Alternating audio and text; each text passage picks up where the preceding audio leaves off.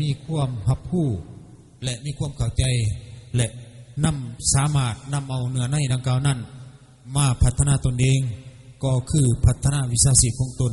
เพื่อก้าวเข้าสู่ประชาคมอาเซียนอยู่ในอนาคตตั้งในคณะพิสอบการจัดงานเฉลิมฉลองวันกำเนิดและวันสร้างตั้งวิทยุปากเซ่ครบรอบ50 ปีในครั้งนี้อีกเท่านึงข้าพเจ้าขอแสดงความขอบใจมายังทานห้องศาสตราจารย์ดร.กองศรีแสงมณี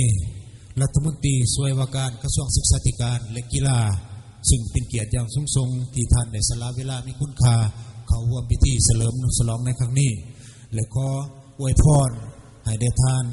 จงเดินทางด้วยความสวัสดิภาพทุกประการและอวยพรให้แก่การนำระดับขันกระทรวงระดับกรมและการนำระดับเมืองระดับแข้งตลอดหอดแผนกการอ้อมข้างแข้งก็คือบรรดานักธุรกิจทุกภาคส่วนที่เข้าร่วมในกองประชุมนี้ก็จงมีสุขภาพเข้มแข็งและสืบต่อให้ความสนับสนุนความอุปถัมภ์คำสู้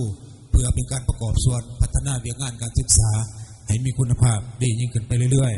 ๆจากนั้นก็อวยพรให้แก่บรรดาทานทุกท่านที่เข้าร่วมอยู่ในกองประชุมในมื้อนี้ก็จงมีสุขภาพเข้มแข็ง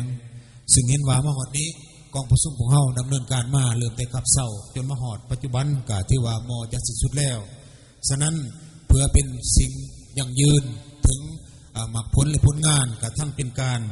แสดงถึงความสามัคคีหักแพงระหว่างการนำระดับขั้นศูนย์กลางขั้นท้องถิ่นให้มีคุณภาพให้มีการประสานงานดีขึ้นไปเรื่อยๆกระทั่งเป็นที่ระลึกให้แก่งานดังกล่าวนี้ก็ขอที่พิเกียรติเชิญท่านรัฐมนตรีท่านหัวหน้ากรมและก็ท่านเจ้าเมืองห้องเจ้าเมืองและก็ท่านหัวหน้าแผนกการท่านแผนกหัวหน้าแผนกการและแขกทุกภาคส่วนก็ถือว่าทายหูเป็นที่ระลึกในทั้งหนาเนาะเพื่อเป็นที่ระลึกให้แก่งานดังกล่าวนี้ก็ขอที่พิเกียรติเชิญและเชิญทางคณะกะเกียมสถานที่เคลื่อนใหญ่โต๊ะนั่นเนี่ยก็เลยเพื่อจัดบอลพิธีถ่ายภาพเนาะเชิญบรรดาท่าน